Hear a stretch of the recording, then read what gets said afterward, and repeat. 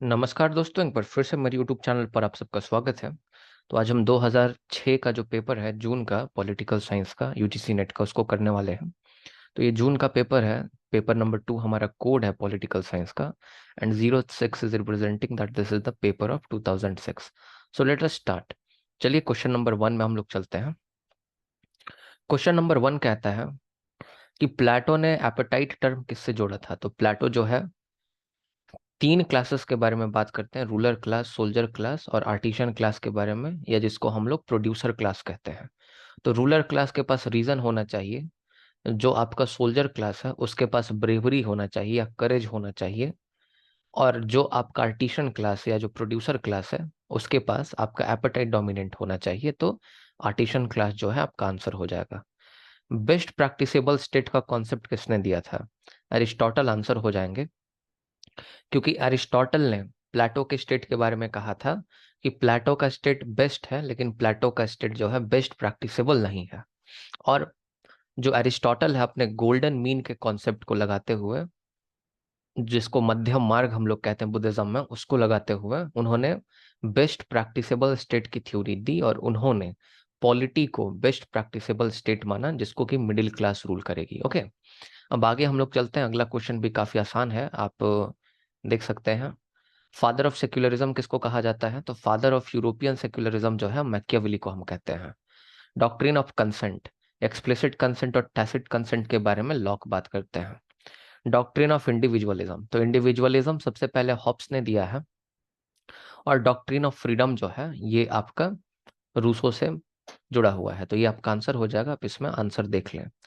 कौन सा correctly matched नहीं है? Idea of spiritualisation of politics Gandhi ji देते हैं, ये करेक्टली मैच्ड है। न्यू ह्यूमनिज्म या radical humanism M N Roy का है, ये भी करेक्टली मैच्ड है। Concept of village reorganisation JP जो है जयप्रकाश नारायण का, उनका है, ये भी करेक्टली मैच्ड है। Concept of spiritual determinism in history, ये अरबिंदो घोष ने दिया है।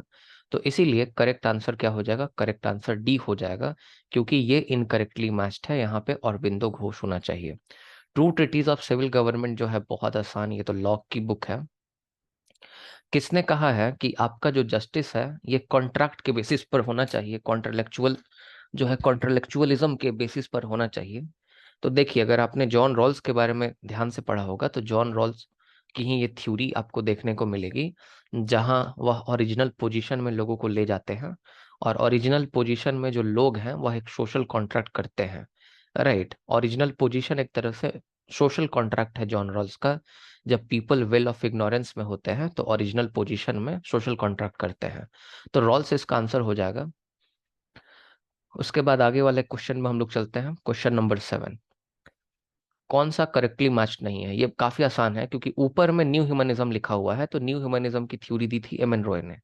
तो M N Roy new humanism की थ्योरी देते हैं, ना कि लेनिन। ओके, तो ये करेक्ट आंसर हो जाएगा। लेनिन बहुत सारी अलग अलग थ्योरीज देते हैं, जैसे communist party as the vanguard of proletariat. फिर उसके बाद एक और इनकी थ्योरी है, बहुत सारी इनकी थ्योरीज है, डेमोक्रेटिक सेंट्रलिज्म की इनकी थ्योरी है। Right, idea of contradiction Mao ने दिया है, बिल्कुल ठीक बात है। Distributive justice, doctrine of two sorts जो है जॉन ऑफ सल्सबरी का ही है। कौन सी ऐसी आइडियोलॉजी है जो प्रिस्क्रिप्टिव थ्योरी ऑफ पॉलिटिक्स के अगेंस्ट में रिवॉल्ट करती है? तो प्रिस्क्रिप्टिव थ्योरी जो है वह कुछ भी नहीं बल्कि आपका जो ट्रेडिशनल पॉलिटिकल थॉट है उसी को हम कहते हैं फिलोसफिकल पॉलिटिकल थॉट को। तो बिहेवियरलिज्म जो है उस ट्रेडिशनल पॉलिटिकल थॉट के खिलाफ जो है रिवोल्ट करता है। बिहेवियरलिज्म जो है, जो चार्ल्स मरियम ने इंट्रोड्यूस किया था, बाद में डेविड ईस्टन इसके सपोर्टर हुए। बिहेवियरलिज्म ने कहा कि हम पॉलिटिकल साइंस को एक प्योर साइंस की तरह बनाएंगे, और इसीलिए बिहेवियरल जो थ्योरी आपकी थी ये फैक्ट पर ज्यादा फोकस करती है, डिस्क्रिप्शन पर ज्यादा फोकस करती है, ना कि प्रिस्क्रिप्टिव थ्योरी है। ओके, क्वेश्चन नंबर 9 में चलते हैं। The government of church rest upon the consent of its member. देखिए, पहले क्या था ना, पहले आपके पोप के पास अनलिमिटेड अथॉरिटी थी। तो पोप को लिमिट करने के लिए आपका एक कॉन्सिलियर मूवमेंट चलाया गया। कॉन्सिलियर मूवमेंट में चर्च के बाकी भी जो लोग थे, बाकी जो पृष्ठ थे, एक जनरल बॉडी का कॉन्सेप्ट दिया गया, एक जनरल काउंसिल का कॉन्सेप्ट दिया गया चर्च का, जो कि पोप पर एक तरह से लिमिट लगाएगी, और पोप जो है बाकियों के कंसेंट से भी काम करेंगे। तो ये आपका कॉन्सिलियर मूवमेंट हो जाएगा इसका आंसर। आगे है, the only rational governmental form for the present stage of historical development Hegel says is constitutional monarchy. क्या हीगल कॉन्स्टिट्यूशनल मोनार्की में बिलीव करते थे? आगे वाला स्टेटमेंट हम लोग पढ़ते हैं, हम लोग को ये और ज्यादा क्लियर हो जाएगा। ओके, तो नेक्स्ट स्टेटमेंट जो लिखा हुआ है आपका क्वेश्चन नंबर 10 में, उसको हम लोग देख लेते हैं। तो नेक्स्ट स्टेटमेंट ये कहता है, but German temperament monarchical absolutism is alone suitable. तो देखिए, ये बात तो कहते ही कहते हैं आपके हीगल। जो हीगल है वह जो जर्मन जो स्टेट है उसको परफेक्टेड रेशनैलिटी कहते हैं। जर्मन स्टेट की तुलना तो गॉड से भी कर देते हैं, इसीलिए इनका बहुत फेमस स्टेटमेंट है कि आपका state is the March of God on the earth. लेकिन वह सिर्फ जर्मन स्टेट को रेफर कर रहे हैं। तो सिर्फ रैशनल फॉर्म ऑफ गवर्नमेंट जो अभी के प्रेजेंट स्टेज में है, वह क्या कॉन्स्टिट्यूशनल मोनार्की है? तो नहीं, कॉन्स्टिट्यूशनल मोनार्की को ये सपोर्ट नहीं करते। ये सपोर्ट करते हैं आपके एब्सोल्यूट मोनार्की को, एब्सोल्यूट मोनार्किज्म को सपोर्ट करते हैं। ओके, तो इसीलिए ये हम लोग काट देते हैं। कॉन्स्टिट्यूशनल मोनार्की और लिमिटेड गवर्नमेंट का तो हीगल बात ही नहीं कर रहे थे। इसीलिए ना हीगल इंस्पायर करता है बाद में चल के आपको हिटलर को, राइट? तो ये एब्सोल्यूट पावर का समर्थक है। हीगल के लिए फ्रीडम का मतलब है कि आप स्टेट के सामने पूरा सरेंडर कर दो, आप समर्पित हो जाओ, आप स्टेट से क्वेश्चन नहीं पूछ सकते। तो ये अनलिमिटेड जो है ना पावर देना चाहता है मोनार्क को। तो इसमें रीजन करेक्ट हो जाएगा, असर्शन अपने आप में गलत हो जाएगा। Okay, chairman of state reorganisation commission, Fazal Ali committee उसको कहा जाता है, कमीशन कहा जाता है, तो फजल अली हो जाएगा। फर्स्ट इंडियन गवर्नर जनरल सी राजगोपालाचारी थे, ये आप लोगों को पता ही होगा। फेडरल सिस्टम जो इंडिया का है, जो क्वाजाई फेडरल सिस्टम है इंडिया का, वह कनाडा से मिलता जुलता है, यहीं से इंस्पायर्ड होकर लिया गया था। ये भी काफी आसान क्वेश्चन है। आगे बढ़ते हैं हम लोग। इनमें से कौन से, like which one of the following is not headed by the prime minister? Finance commission, जिसके बारे में आर्टिकल 280 में लिख रखा है इंडियन कॉन्स्टिट्यूशन में, इसके अलग से चेयरमैन होते हैं, इसको प्राइम मिनिस्टर हेड नहीं करते हैं। पार्लियामेंट्री सिस्टम जो इंडिया का है, ये किस प्रिंसिपल पर बेस्ड नहीं है? तो सेपरेशन ऑफ पावर पर ये बेस्ड नहीं है, क्योंकि हमारे यहाँ एग्जीक्यूटिव और लेजिस्लेचर में कंप्लीट सेपरेशन नहीं होता। हमारे यहाँ जो एग्जीक्यूटिव है, जो मंत्री है, वह आपका विधायिका का भी पार्ट होता है। The executives are also the part of the legislature in India. For example, mister S Jaishankar, who is our foreign minister, is also the part of the Rajya Sabha.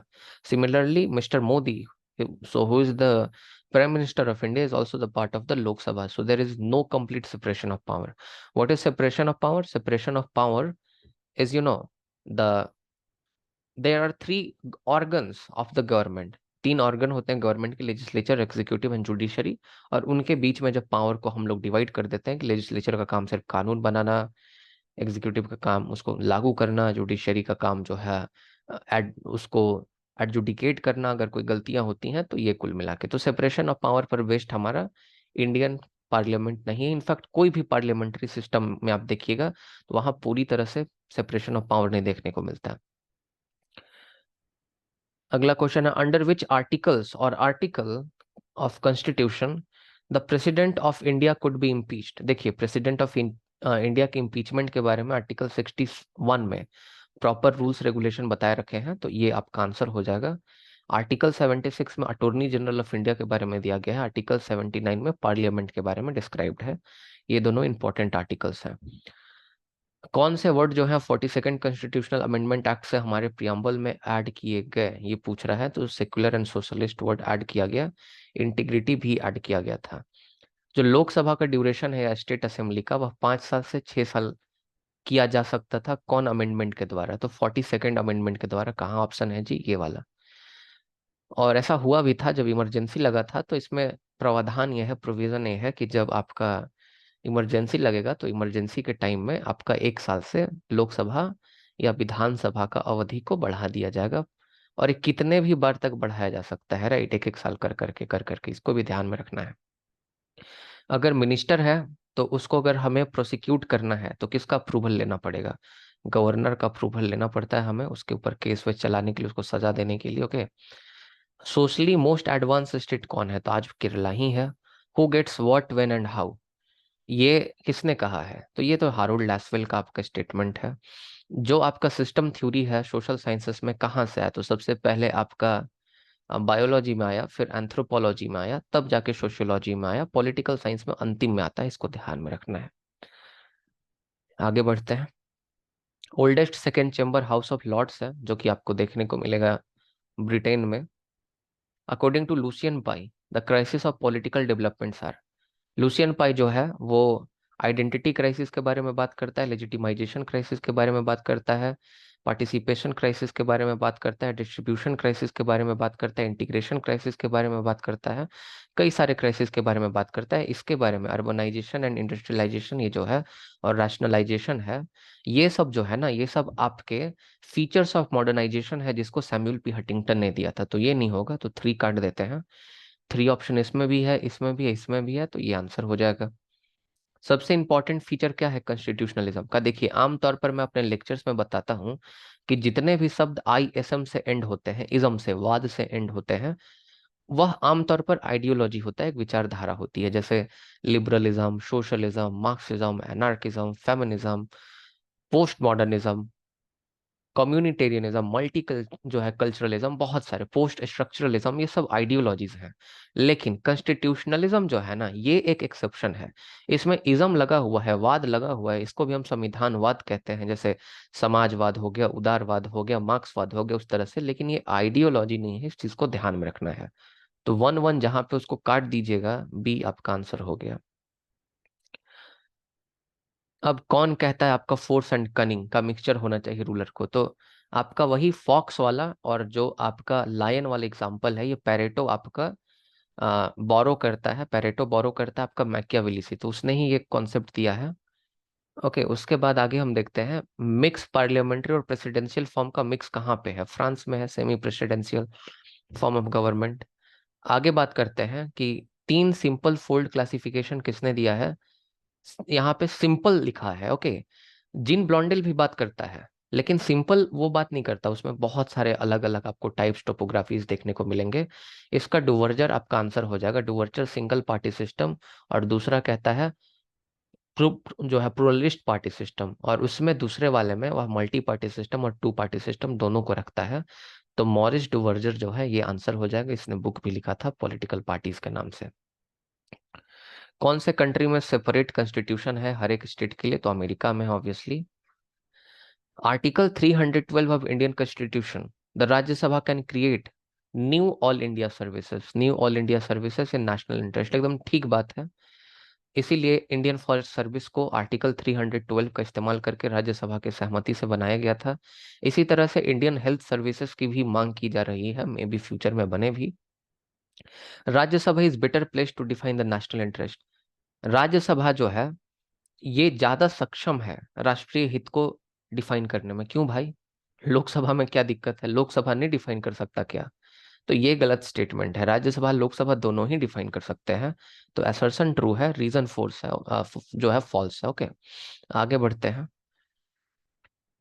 Principle of balance of power aims at, balance of power जो है status Q एंटे को maintain करता है, मतलब अभी के यथा स्थिति को मेंटेन करने का काम करता है। एजेंडा फॉर पीस, ये यूनाइटेड नेशन से एसोसिएटेड है। एजेंडा फॉर पीस जो है बीबी घाली नाम के जो आपके UN के सेक्रेटरी जनरल हुए थे, उन्होंने दिया था। और agenda for piece mainly United nation जो है कोल्ड वॉर के संदर्भ में बनाना चाहता था, जिसमें वह कोल्ड वॉर को रोकने का काम करता है, राइट, उसको रिजॉल्व करने का काम करता है। ऑब्जेक्टिव लॉ ऑफ नेचर, ये आपका पहला प्रिंसिपल है मॉर्गन थाउ के रियलिज्म का। मॉर्गन थाउ जो 6 प्रिंसिपल देते हैं, तो मॉर्गन थाउ हो जाएगा। ट्रेडिंग स्टेट का कॉन्सेप्ट किसने दिया? रोज क्रैंस ने दिया है, बहुत सिंपल सा है।